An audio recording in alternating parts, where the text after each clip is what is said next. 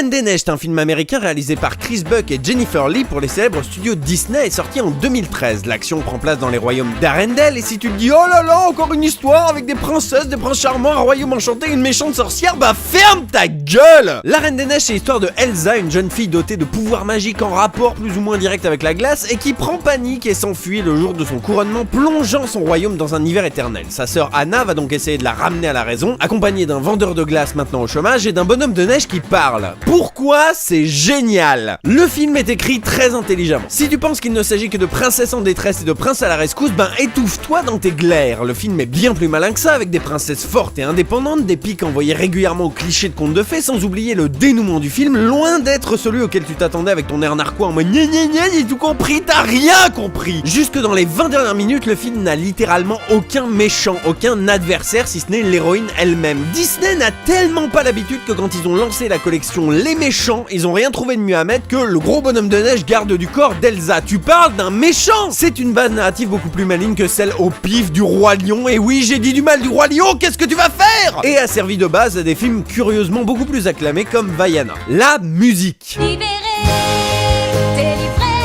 Bon ok, on en a tous eu un peu marre de cette chanson à l'époque, mais franchement, chier sur ce film à cause de cette chanson, c'est comme si je chiais sur le Roi Lion à cause d'Hakuna Matata. Et oui, j'ai encore dit du mal du Roi Lion, en même temps c'est mon émission, je fais ce que je veux. Pour revenir à la Reine des Neiges, les chansons sont signées Kristen Anderson et Robert Lopez, qui est quand même le compositeur de Avenue Q et Book of Mormon, ce qui n'est pas rien. Et tu peux chouigner sur Libéré délivré, il n'empêche que la chanson fonctionne de ouf. Hymne à la liberté, mémorable et entraînant, il est complété par des chansons comme Le Renouveau qui nous offre un putain de canon des deux interprètes qui me fout des frissons à chaque fois que je l'entends. Dites-moi comment ne pas désespérer. Putain, c'est beau! La mise en scène ambitieuse. J'y reviens parce que ça m'a beaucoup marqué, si t'es pas content c'est le même prix, mais Elsa est badass! Et le réalisateur ne manque jamais de le rappeler par d'incroyables tourbillons et scènes d'action. La quête d'Anna est elle aussi portée par des magnifiques plans larges, soulignant la difficulté du défi. Les réalisateurs savent réaliser, y a pas à chier, c'est autre chose que Shrek. Pourquoi c'est nul à chier? J'ai entendu des esprits chagrins dire gna gna gna, Elsa et Anna c'est des color swap de réponse, les héroïnes Disney CGI elles se ressemblent toutes. Et ben j'ai revu le film et...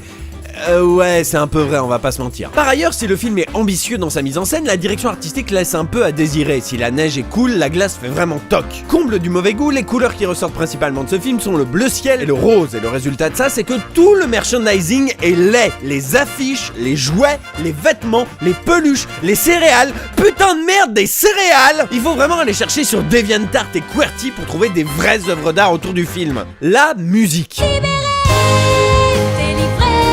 Non mais sérieusement maintenant ça suffit. Si Libéré délivré et Le Renouveau sont des chansons formidables, il faut bien reconnaître que les chansons sont trop nombreuses et mal équilibrées. Le premier tiers du film contient pas moins de 5 chansons alors que les deux autres tiers en contiennent 2. Et il y a pas mal de chansons osef comme la chanson d'Olaf ou encore Nul n'est parfait qui a vraiment l'air de sortir de nulle part parce qu'il fallait une chanson rigolote à tout prix. Ta gueule Olaf. Putain mais Disney, vous vous êtes cru chez DreamWorks ou quoi? Pendant des dizaines d'années vous avez réussi à éviter le piège des comic relief débiles et insupportables. Sauf dans Cars 2. Et là vous nous sortez ça? Il est pas drôle, il est inutile, il est à ce film ce que la Team Rocket est à Pokémon, un facepalm ambulant dont on devine chaque intervention. Oh, regardez, on dirait un pins. C'est nul! Au final, La Reine des Neiges a peut-être trop de chansons, quelques longueurs et un merchandising de merde, il n'empêche qu'il reste une putain de prouesse. Technique mais aussi narrative qui bouscule les codes de l'écurie Disney et injustement décriée par des pisse froids en mode oui mais Libéré délivré quand même c'est un peu de la merde et puis c'est des princesses, retourne te branler sur le Roi Lion, tu reviendras quand t'auras du goût. Fable ambitieuse sur le fait d'assumer qui on est, de ne pas nier ses émotions mais aussi sur les responsabilités. Au bout du compte il est peut-être un peu moins que parfait, Vous l'avez? mais La Reine des Neiges reste un film à voir. Et si vous ne l'aimez pas, quoi qu'il arrive, dites-vous qu'il a ouvert la porte à Vaiana, et rien que ça, c'est louable.